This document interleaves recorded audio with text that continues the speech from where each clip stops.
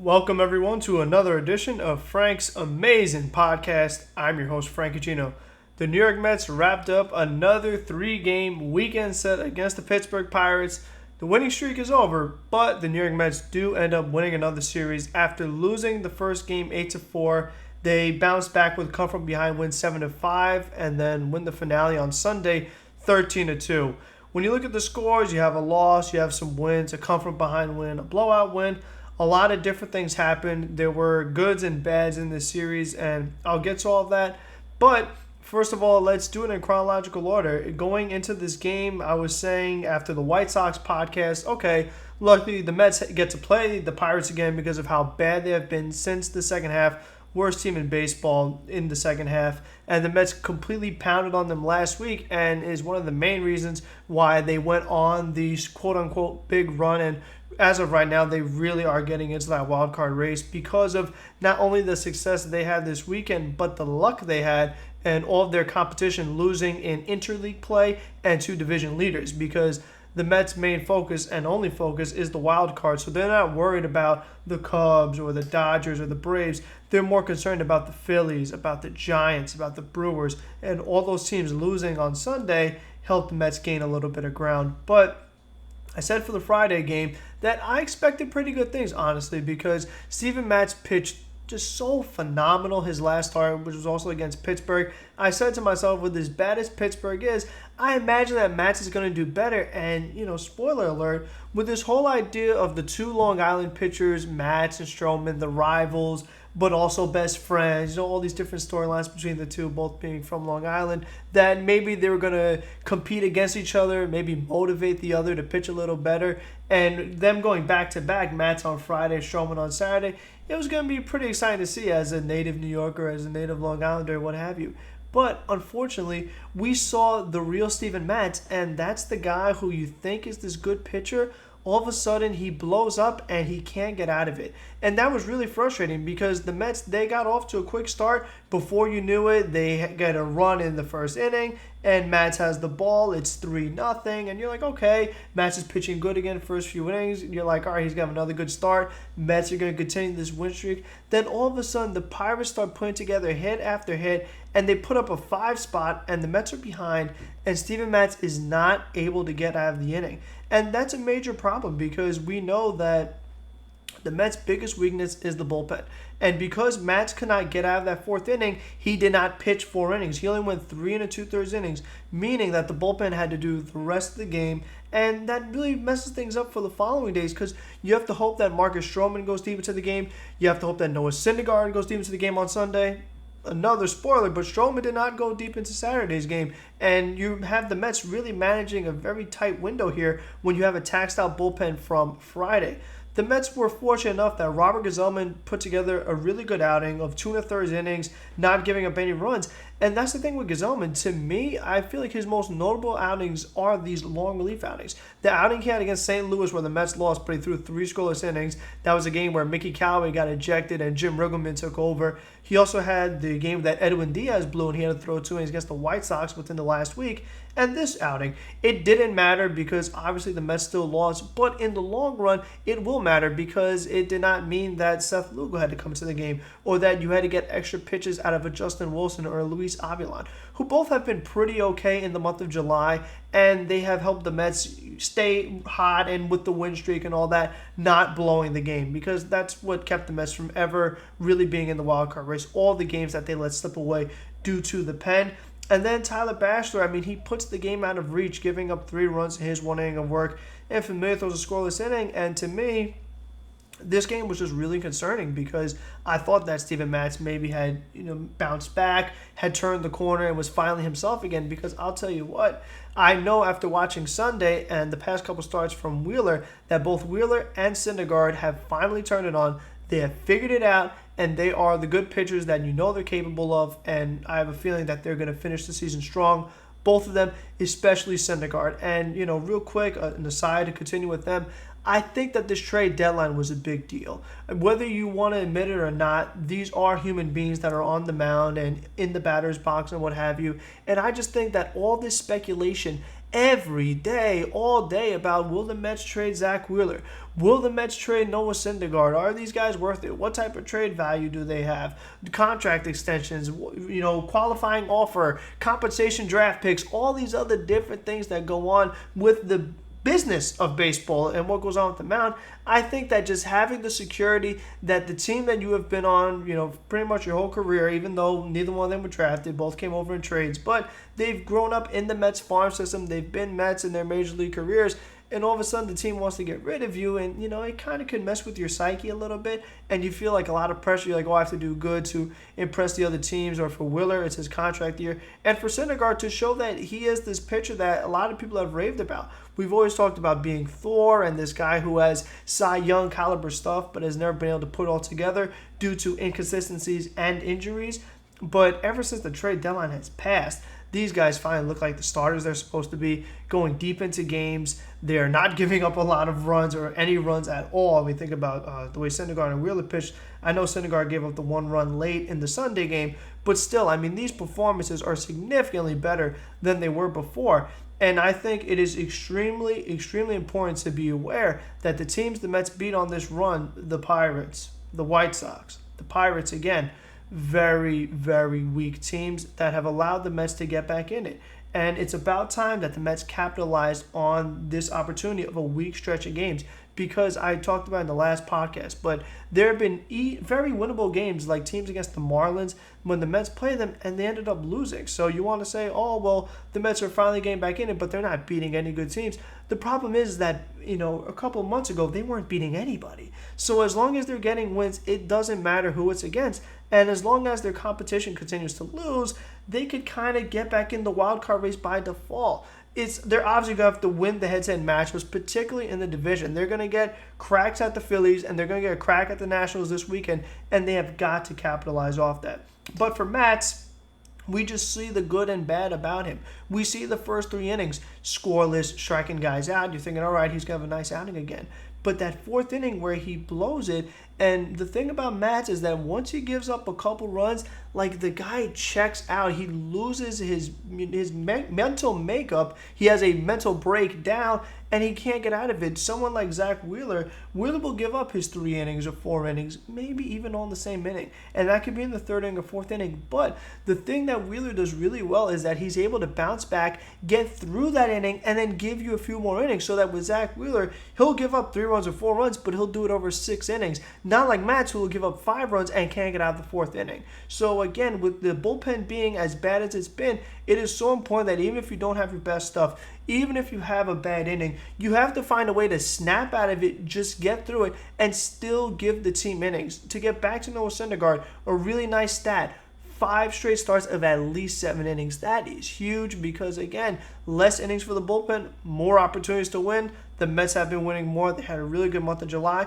and they're off to a good start in August. So all that is good. And then as far as the position players on Friday, McNeil a hit, Conforto a hit, Alonso a couple hits, but also a couple strikeouts. I do want to talk about Pete Alonso. Robinson Cano had a couple hits. He's also going to be a big subject of this podcast because of what happened in the Sunday game. Ramos driven a run. J.D. Davis hit. I won't talk about him a lot. Frazier 0 for 4, and Rosario a couple hits. So once Matz blew it in that inning and then Bashley put it even further out of reach, there was nothing you really could do. So you're looking at Saturday now, and you're saying, okay, here's Marcus Stroman, the other Long Island guy, his New York Mets debut, and here's a guy who the Mets gave up 2 of their best pitching prospects. I know they're not top prospects in all of baseball, but that is because the Mets do not have one of the top farm systems in all of baseball. That's kind of just the way it goes. But still, I mean, Stroman is supposed to be the big piece that they added to really solidify the rotation and help make that big run.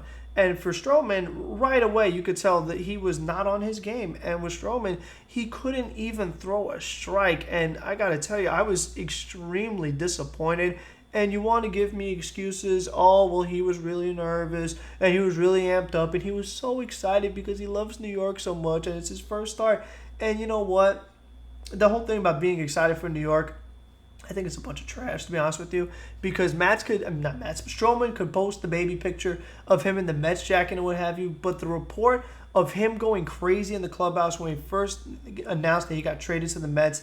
That shows you his true feelings about being on the Mets. He does not want to be on the Mets. He wanted to be on the Yankees. He wanted to have the sure, get into the playoffs and probably make the World Series, no problem, very easy. Whereas the Mets, you're going to have to work for it, and you have to actually show that you can come through in big spots. And we were hearing, when they acquired him, Brody's like, oh, well, because of his passion and his competitiveness, he's from New York, he's going to strive in the big moment in the playoff race and all this other stuff. And you would think that based on his track record, the way he pitched in the World Baseball Classic, I know those games don't count for anything. I know it's not playoff baseball. But when you pitch for Team USA, there was still pressure because Puerto Rico was very capable of beating USA. But Stroman came through and he's screaming all this big thing. He becomes that really, I feel, is what got him known as far as a national level, about more people knowing about Marcus Stroman. Because when you play for the Toronto Blue Jays, it's very easy to just get hidden in another country and a team that is never successful. They had a couple good years recently, but past 2 years have been really, really bad ever since they made the playoffs the same year the Mets were in the World Series. But for Stroman, you just were expecting more, because the thing is, like, if he can't handle the pressure of his first start being against the lousy, and I mean really, really lousy Pittsburgh Pirates, how could he handle the pressure? Because now here's my thing. If he felt pressure on a road start against the crummy Pirates, his next start, his home debut for the Mets, is going to be Friday, the first game against the Nationals. This series against the Nationals is going to be very, very important for the Mets to show who they are, because if they have a good series against the Marlins, which they better, I mean, that's the other main thing, is that if the Mets do not play good against the Marlins, that would be a complete disaster, because the Marlins are even worse than the Pirates. And again, you have to capitalize on this weaker competition. But for Stroman, it's going to be so much more pressure on Friday. You mean to tell me that now he's going to be real calm? And I mean, the guy was sweating bullets against the Pirates, and he couldn't even throw a strike. You mean to tell me that against Trey Turner and Adam Eaton and Anthony Rendon and Juan Soto and these guys, that Marcus Stroman is going to be on his A stuff and he's going to be throwing strikes and getting guys out? I hope so. I just hope that Marcus Stroman is not another Brody special where they try to get some guy and he ends up being trash, like Robinson Cano and Edwin Diaz and Jed Lowry and Jerry's Familia and anybody not named J.D. Davis that Brody Van Wagenen has touched. Because if you look at it on the other side, Aaron Sanchez, another ex-Blue Jay, making his debut for the Houston Astros, he gives you 6 no-hit innings. And, where's the pressure there? So, for Stroman, I was very, very disappointed. And you want to say, oh, he had 10 days rest. I don't love excuses. If Stroman is supposed to be an all-star, he's a guy that I'm trading prospects for. He's supposed to be that big piece that is the difference maker between me really being in the wild card race.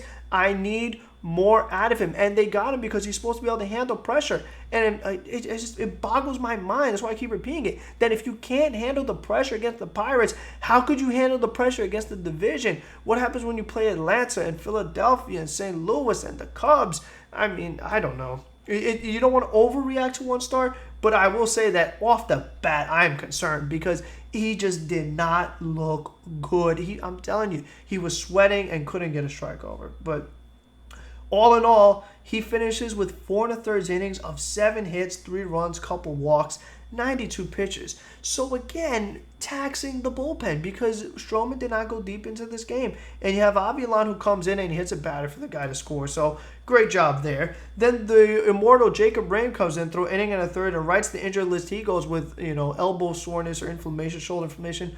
Whatever the garbage excuses, get these minor league relievers out of here. Justin Wilson, scoreless inning. Seth Lugo, scoreless inning. And when Seth Lugo came in, the Mets had the lead due to some very clutch hitting. One of them coming from a pinch hit home run from Jeff McNeil. Huge shot from him to really get the Mets right back in it. And then Wilson Ramos with the go-ahead 2-run homer.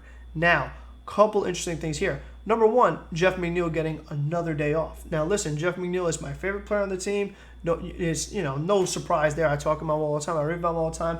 I love his type of player. I mean, the thing about Jeff McNeil, the guy has the best average in all of baseball. DJ LeMahieu is probably higher now after this good game against the Red Sox, but at least in the National League, okay? Jeff McNeil, highest average in the National League. And then the other thing that he does is just the amount of effort and hustle he has at all times. You saw it in that White Sox game, the way he dove into the crowd, even though there was netting to catch that fly ball. And then on the Sunday game, you watch him on a dirt ball read, the way he gets to third base so quickly. And Jeff McNeil got hit with another pitch on Sunday, and he is now second for the Mets single season record that was set by Brandon Nimmo last year of being hit by pitches. And you saw that Jeff McNeil, his legs were not at 100% today. He had a little bit of a limp and, again, did not have 100% of his speed. But you know what? He kept scoring runs on Sunday, and he kept running hard. So I just love that grit about him. And to me, it just makes me crazy that Mickey Callaway and his new age philosophy always believes about this thing about past performance not indicative of future performance, and that if Jeff McNeil has a good game, that he can't play the next day and that he needs all these days off. And to me, it is absolutely insane that if you look up who leads Major League Baseball in batting average, Jeff McNeil's name does not pop up because he does not have the required at-bats. Yes, Jeff McNeil did miss some time on the injured list, but that also shows you that the guy is not playing enough. I'm not saying that it's going to be a difference maker between him being eligible to get the batting title, but still, I mean, there is no excuse. The guy just has to be freaking playing all the time. He is a major, major difference maker, especially with the bench you have. You can't be using Aaron Altair. Juan Lagares, I mean, here you go. Perfect example. Juan Lagares starts in place of Jeff McNeil because you move Conforto over to right. You have Lagares in center. And what does Lagares do? 0 for 3 with a strikeout. Meanwhile, Jeff McNeil gets one at bat, gets a clutch home run. You know what I mean? So he is just such a better alternative than anyone else you ever had out there. Obviously, I want him rested. I don't want him getting hurt. So I understand that for off days. But still, I need Jeff McNeil playing all the time because he's always doing a lot of good things. And then the other thing is that with Wilson Ramos, he has, one of the best games of his career. Obviously, best game of the season, going 4 for 5 with 6 RBIs.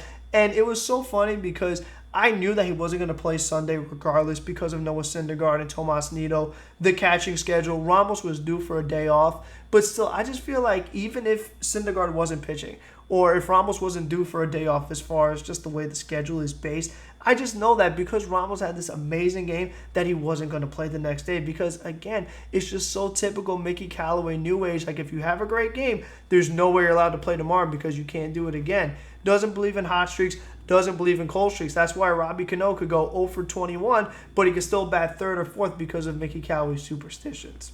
So, all that stuff is just really fascinating to me. And then to get through the rest of the guys on Saturday, their box score, Ahmed Rosario led off because Jeff McNeil was out, the normal leadoff hitter. He got 3 hits. So Ahmed Rosario, all of a sudden, the guy's got an average in the 280s, and that is not something I'd anticipated, especially this season, seeing that Ahmed Rosario still had a lot of struggles, both offensively and defensively. He has improved drastically in both areas. On offense, I talked about in the last podcast, he's not chasing as much, not striking out as much, putting the ball in play more, leading to more hits. The other thing that Ahmed Rosario has done better is the defense. You saw him make some really, really nice plays in that finale against the Chicago White Sox. You see him diving at balls and actually getting to them, making accurate throws, making the routine plays, not making errors all over the place. So I'm very, very encouraged by Rosario. Conforto took it 0 for 3. I'm going to talk about him the next game. Pete Alonso, 1 hit and 3 strikeouts. Now, Alonso, he is somebody that I am worried about because I am more and more just seeing that Pete Alonso is becoming, you want to talk about new age manager, but Pete Alonso is really the prototypical new age power hitting player of the outcomes of a home run, a strikeout, or a walk. And far too often, that is what we're seeing out of Pete Alonso. And that disappoints me because I know he's capable of more. He is going under the ball too much. And for a guy that is so big and has immense power, I mean, special power. Very few players in the league with his caliber of power. And you saw it. I know these games this doesn't mean anything, but the home run derby, the guy has unreal power. He could just touch the ball and it's gone. He could hit line drives. If Pete Alonso focuses on a line drive swing with the power that he already has physically, he could knock that ball out anyway. So if I'm Alonso and I already have an insane amount of power, I would just focus on just touching the ball. If he could just put the ball in play, there's a good chance it's going to go far. Because if you remember early in the season, his first month, he was hitting a lot of line drive home runs to dead center field, and those were my favorite because he was also having a higher average. He was hitting more doubles. He was hitting the line drives off the wall. But now it's a lot of strikeouts, swinging at a lot of pitches out of the strike zone, both up and down, just not putting the ball in play. And I definitely am concerned about him. He got the off day on Sunday, right thing to do. He does need a mental day, and Mickey Cowley said he wants him to have both games of the doubleheader on Monday. I understand that he's young, he needs to play more, and then P. Alonso also shaved his facial hair to help the slumps, again with superstitions. Interesting to me, but I am getting a little worried about him, especially because in the second half, hitting under 200, you want to say it could be a rookie wall, it's possible. Home run derby wall, that's possible as well, messing up your swing because now he's getting under the ball too much, taking too many home run swings. Could be fatigued, and there's a lot of possible factors here, or that this is just what he is, that he is an all-or-nothing home run hitter. It's very possible, but I know he's capable of more, so I am a little disappointed in the recent play of Pete Alonso. Robinson Cano, he had a couple hits. You think he's turning it on. Ramos already talked about 4 for 5 to 6 RBIs. J.D. Davis, he took his all for 2 strikeouts, but you know what? He made up for it on Sunday because the thing about J.D. and Jeff McNeil is that these guys could take the roll for it, but they don't have that many in a row because you want to talk about reserving the 280 average. J.D. Davis is almost hitting 300, and he's now playing every single day. And the more I see him, the more I think he just might be a pretty good player, especially offensively. Todd Frazier going 0 for 4 to strikeout, and that's not a surprise. I already talked about Legarrette going 0 for 3. And Jeff McNeil, he actually pinch hit. He got 2 at-bats. He got hit in both of them. So McNeil, great player. And then Lugo came in the 8th inning with the lead after Ramos put him ahead. Another excellent Seth Lugo performance. Scoreless inning, 10 pitches, 7 strikes, a strikeout. He makes it look so easy and so quick and efficient. And then, I was like, when I saw that happen and the game was still close because Ramos had not got the bases clearing double quite yet that he got in the ninth inning, I was saying to myself, you know what? The Mets just lost Friday, and if they want to really get back into this wild card race, every game is crucial, and I want to take my win. I would let Lugo just pitch the ninth and win the freaking game. But once Ramos got that big bases clearing double in the ninth inning, then you had a little more cushion so you could use somebody else. And the guy that Mickey Cowley decided to use was Edwin Diaz. Not exactly the most efficient option because of all the struggles that Diaz has had. And it reminded me so much of the game last Sunday, I was there in person, where Edwin Diaz, he comes in with the big lead after Tyler Bashley gave up a couple runs. He serves up a home run. And what does Edwin Diaz do in this game? Serves up a home run. So now the game gets a little closer. Edwin Diaz gets out of it, finishes with 3 strikeouts, 16 strikes, 19 pitches. That's a little better, but the problem is that Edwin Diaz cannot keep coming in and giving up a run, 2 runs, a home run every single outing. He did the same thing against the White Sox. After he had blown the game, he came back the very next night, got the save, but he gave up another home run in the process. And after the game, you hear Mickey Cowley talk about guys might not having defined roles and that Seth Lugo might be becoming the closer. And it's something that, they're probably just going to have to do because the difference between Edwin Diaz and Seth Lugo just is that drastic. Lugo has been not just a little better than Diaz, a lot better. You look at the ERAs, Lugo at 268, despite having his struggles, Edwin Diaz is at 544. And in the month of July, Seth Lugo not giving up a run, Edwin Diaz giving up a bunch of runs and blowing a ton of games, while Seth Lugo, other than those games against the Cubs and a game against the Phillies, the guy has been pretty locked down and especially recently has been very, very good. And to me, I do understand why Edwin Diaz does keep getting the opportunities because it's not just enough to be in the wild card race or be a game out or even make a wild card game. The whole purpose of a wild card game is to actually get in the playoffs, and the purpose of the playoffs is to get to the World Series and hopefully win it. And if the Mets ever do want to do that and get back to the World Series, Edwin Diaz, he just has to be what he's supposed to be. Edwin Diaz, they acquired him because he's supposed to be the best closer in baseball, an all-star, setting a single-season record with a ton of saves, 57 saves and what have you. And for Diaz, he's not been that guy, and he looks like a complete nightmare because every time he comes out there, he's just serving up more home runs and giving up runs and blowing games. And they have to keep working on it and try to build his confidence up. And what they're going to have to do is put Edwin Diaz in a completely separate role. Not even the setup, man. He's going to have to come in, whether it's like lopsided or I don't even want to say a tie game, but he's going to have to come in games like it doesn't really matter that much just so he can get his confidence back up. This way he's not as all over the place with his pitches, hitting McCann in the face and throwing it to the backstop every time, being nowhere near the plate that first game he had against the White Sox. And just let Lugo close and keep winning games. You know what I mean? keep Justin Wilson in the back end of the bullpen with Luis Avilan. The starters have to keep going deep into games. The Mets do want to keep winning. That is got to be the main recipe. It has to come from starting pitching. The trade of Stroman proves that to you. That is what the Mets are built on, is the starting pitching. And it's going to have to be. And then for Familia, he's been better. Not perfect. He also gives up his run, per every outing, it feels like. But still, Familia, he's also going to have to be in a bit of a less stress role to get his confidence going, because if just somehow, some way, the Mets could get to where they had Familia being himself, Diaz being himself, and Lugo being Lugo, that's a nice back end of the bullpen with Avilan's lefty specialist. Justin Wilson's been okay. And with the starting pitching they have, and these young players getting better, the guys like Jeff McNeil, improved Ahmed Rosario, improved Michael Conforto, improved J.D. Davis, you're getting something out of Ramos, all of a sudden you have yourself a pretty nice all-around team. And, it's easy to say that when they're beating up on the Pirates, and they just have to keep going. That is the main takeaway of this podcast.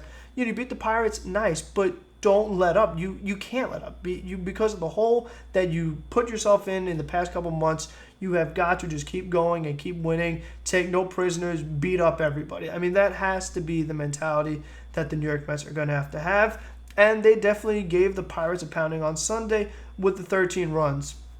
A few takeaways here. So McNeil, I talked about, he kept trying around the bases even though he got hit by a pitch. He ended up finishing with 4 runs scored, and he hit another home run in the Sunday game, so back-to-back games with a home run, and both of them were hit very far. The pinch hit home run he hit on Saturday, that home run almost went in the water in Pittsburgh, so that was a complete shot. And then the home run today almost went out of the bleachers as well. So for Jeff, I don't want him to focus on hitting home runs. I want him to just do what he does. To me, because I'm old school and I'm different, I liked the other hit that Jeff McNeil had where he went the other way, went right down the third base line to the opposite field. To me, that's just more encouraging than hitting a bunch of home runs, because everybody hits home runs. But not everybody takes the ball the opposite field and puts it down the left field line, and that's why Jeff McNeil has the .336 batting average. And again, even though he was a little shaken up, he kept running those bases, even though the Mets were up by a ton of runs, scoring the 4 runs. Then Michael Conforto, he had a 2-hit game. He had a home run, a really nice one to right center field in the first inning. And the thing about Michael Conforto is that even though he only went 2 for 4, he had his strikeout.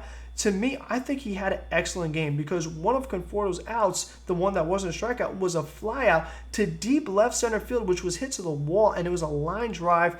And it was just a perfect Conforto shot. And even during his at-bats, he had a lot of really hard contact, line drive, foul balls. So it just showed you that he is seeing the ball really well. He's making good contact. He's getting good swings. He's not over-swinging. He's staying in the hitting zone. And the thing that about Conforto, I talk about being disappointed in Pete Alonso.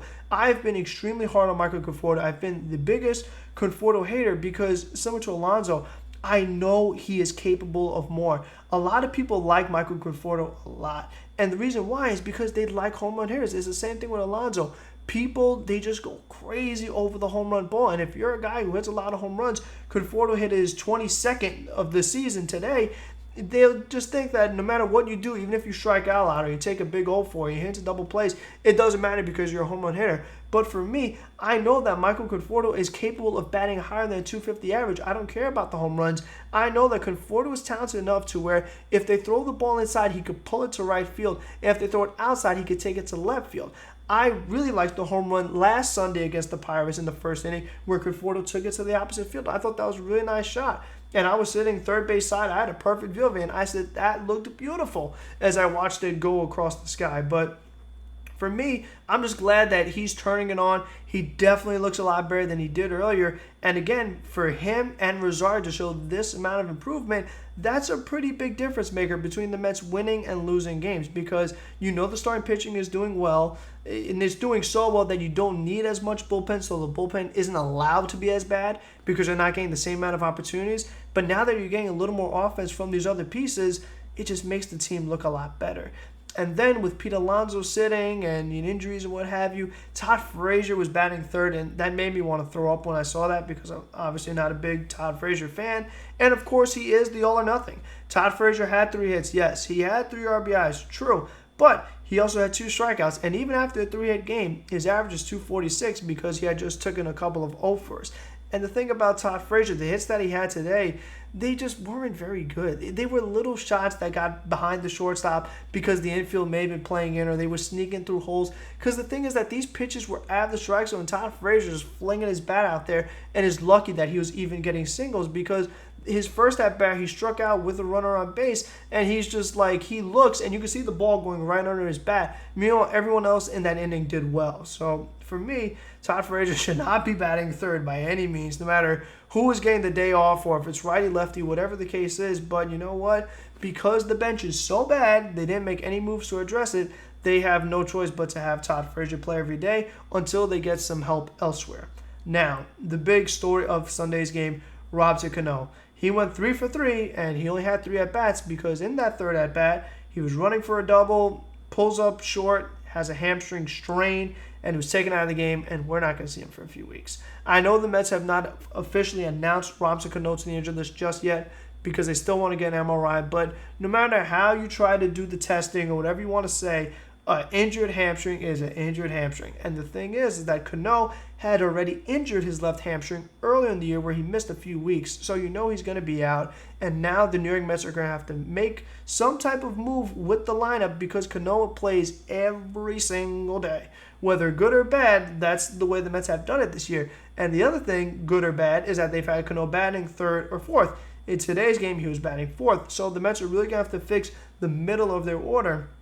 And there are a few scenarios. I'll do that after. Let's just get everybody else out of the way. J.D. Davis, 2 for 3. He actually 2 for 4. He had an awesome home run in the first inning where it hit the fourth deck of that, whatever it's called, in Pittsburgh. No one has ever hit it up there. The stadium opened in 2001. It hasn't been a stadium that's been open forever, but still, J.D. Davis showed it that the guy does have really, really good power. And what I loved about it is that was a line drive. That wasn't no pulling the ball. J.D. Davis has a very, very nice swing. It's a swing that I like a lot. He has the 297 average, 366 on base percentage, and I'm excited for him, to be honest with you, because he's a guy that came out of nowhere, minor leagues in Houston Astros, a guy that never really got a full opportunity. But when he was in the minor leagues, he did a great job. Never was able to put together on the big league level. He looked good in April, and then he looked like a minor leaguer again that belonged to the minor leagues. But since everybody's hurt, well, not everybody, but there are other key bench pieces hurt, J.D. Davis has gotten the opportunity to play every day, and he has made the most of it. And I'm just excited to see what he turns out to be. Is he a player? You know what I mean? Is he a young core piece that you could build on? I really, really hope so. And with that swing, I believe it's possible. So I'm very, very fascinated to see what happens with J.D. Davis going forward. Rosario a hit, couple strikeouts, but the average is still 280. Danny Echeverria going 0 for 4 with 2 strikeouts. I don't love Echeverria at all. And again, that's what I'm talking about with the bench not being very good. So when Cano gets hurt, it's a problem because, and Syndergaard too, let's mention that too. But I mean, who are you going to turn to?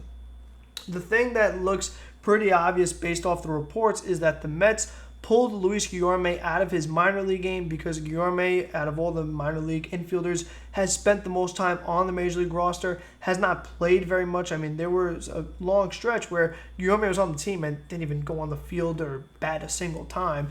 But still, he's a good glove and he's a lefty, so he's probably going to be the guy that gets called up. But there are a couple other things, and here's the thing that nobody's really talking about, but it's something that I would at least consider. Now, it's based off of a few things. Number one, in order for my thing to work, what I want to do is I want to put Jeff McNeil at second base, which the Mets did. But this sounds really, really wild coming from somebody like me, but putting Juan Lagares in center field every day and moving Michael Conforto over to right field. Now, obviously, I'm the biggest Lagares hater because he does not do a single thing offensively. I just talked about him going 0 for 3 and having a 183 average for the season.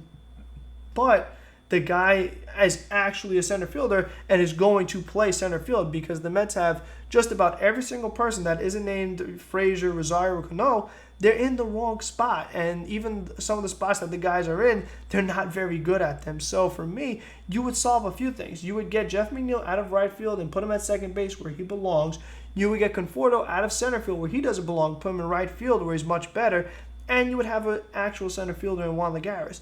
Now, the only reason you could do this is because Wilson Ramos, I believe he's going to keep going. I believe he's going to hit even better, not get 6 RBIs or 4 hits every game, but he's going to give you production. Pete Alonso, he has to be better. I mean, he cannot be any worse than he's been right now. He's going to get it going. He's going to stop all the freaking strikeouts and hit some home runs and just more hits in general, draw your walks and what have you. You're going to have McNeil second base, so you're going to have the guy with the best average in the National League. So your second base you're not worried about. Ahmed Rosario has definitely improved, so you're getting production at shortstop. Todd Frazier, he comes and goes. You'll get an 0-4, you'll get a 3-hit game, you'll get a couple more 0-4s. And he's going to be a third base regardless. J.D. Davis is batting nearly 300 in left field, so you're getting production there. Juan Lagares is going to give you nothing in center field, but Conforto is improved in right field, so you're getting production there. So for me, if Conforto was still hitting bad, and Rosario was still hitting bad, and J.D. Davis was hitting bad, and Frazier was hitting bad, and Ramos was hitting bad, if all these guys were hitting bad, there is no way I'm putting Juan Lagares out there because I'm not getting production from other places.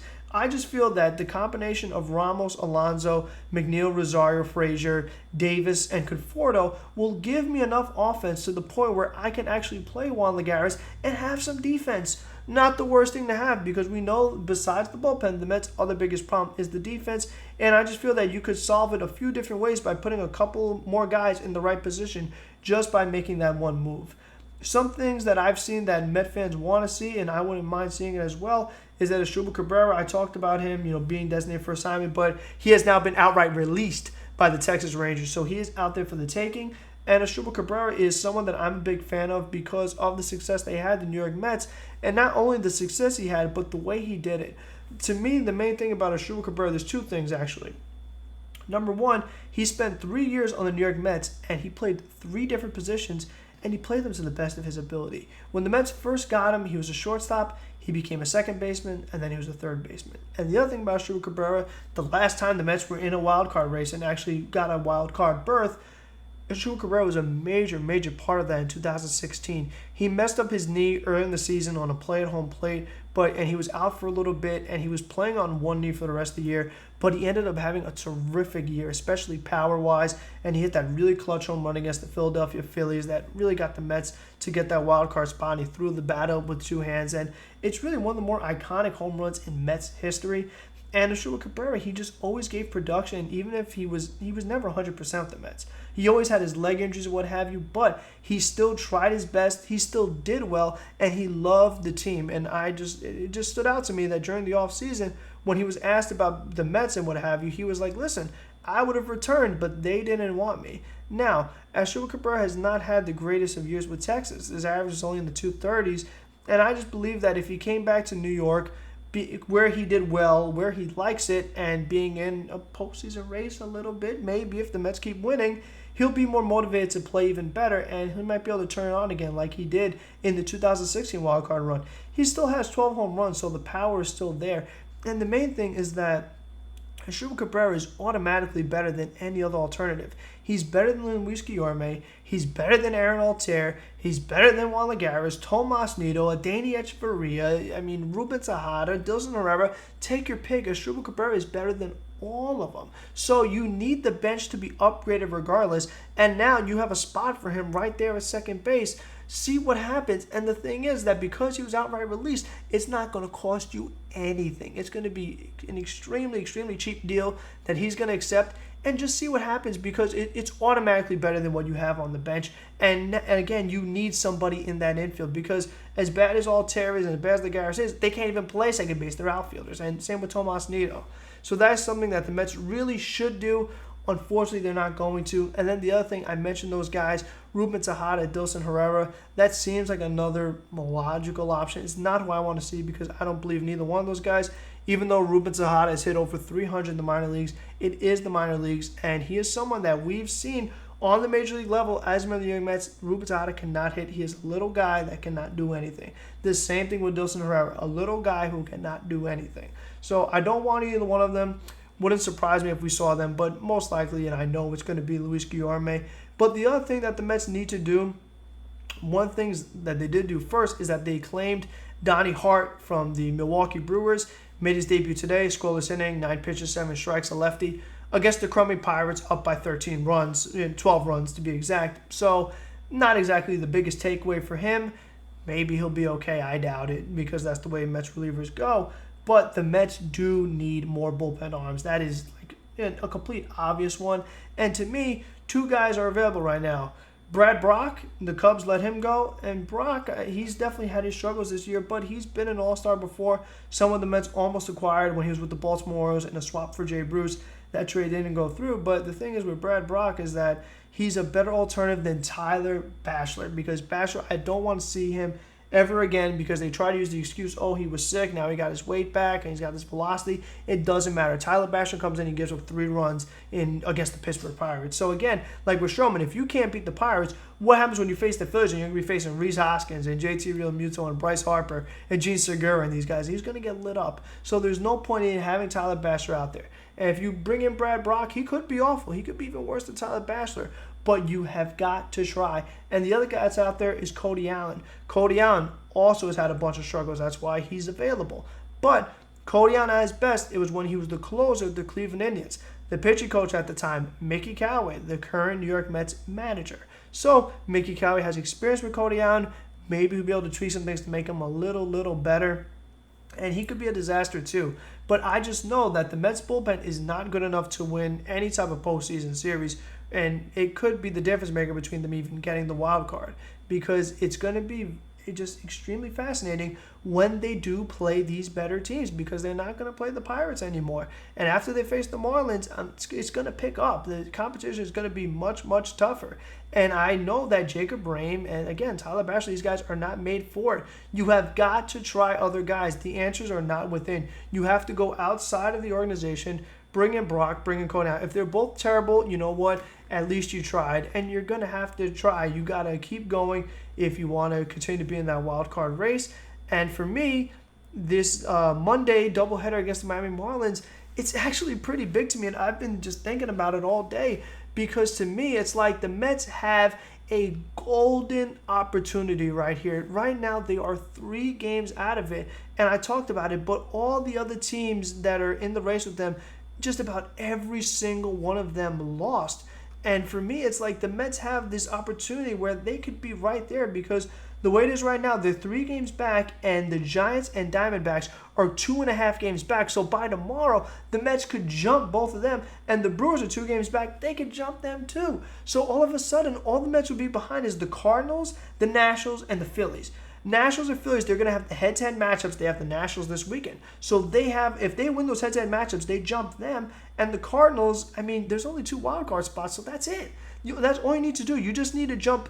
After you get past the Giants, Diamondbacks, and Brewers, which, again, they could do by tomorrow, then you just need to knock out one of your division teams, and it's you and the Cardinals, wild card, all done, because you're going to pass the Brewers as well. So for me, the Mets, Monday, at least the first game, should be an automatic win. If the Mets don't win that first game of the doubleheader on Monday, I'm going to be livid, because they are facing the Miami Marlins with Jacob deGrom on the mound. And I'll tell you what, deGrom better not put together a stinker, because the thing about Jake, he's great, I love him and what have you, but for some reason, if deGrom is ever going to be bad, it always seems like it's against the Marlins. All of a sudden, he'll give up 4 runs, and the Mets never score for deGrom. So, if deGrom gives up 4 runs, there's no way the Mets will win, because they're not going to score any runs for him. And the fact that the Mets just put together 13 runs against the Pittsburgh Pirates, where everybody was hitting. Todd Frazier got a few hits, and then Ramos had 6 runs on Saturday, and McNeil's hitting home runs, J.D. Davis hitting home runs, Conforto's hitting home runs, Rosario's got hits, everybody's hitting. Marlon Garrett's got an RBI hit on Sunday. So for me, you show me that your offense is clicking now. If they don't score runs against the Marlins, I'm telling you, it's not going to be pretty. And then the second half doubleheader, you got Walter Lockett on the mound. So I don't have high expectations for Lockett, even though he's been better in his past couple of starts. They got to at least win the deGrom game and split the doubleheader. Most doubleheaders are, they're supposed to be split. It's hard to win both games, but I mean, if they lose both, I'm going to fall off the chair around the floor right here. And again, it's a 4-game set against the Marlins at home. It's a great opportunity to really put yourself in a nice spot, because you win that series against Miami, you're probably going to jump a team or 2, and then you have those head-to-head matchups against the Nationals, and then the real season starts, and see who are the New York Mets. Because to me, it's going to be a very interesting parallel to all year when they were doing the win one, lose one. I kept talking about the road trip. the road trip that was coming. I kept saying, oh, look out for that road trip where they play Atlanta and they play the Cubs and they play the Phillies and then they have to play the Braves again and then the Yankees and the Phillies.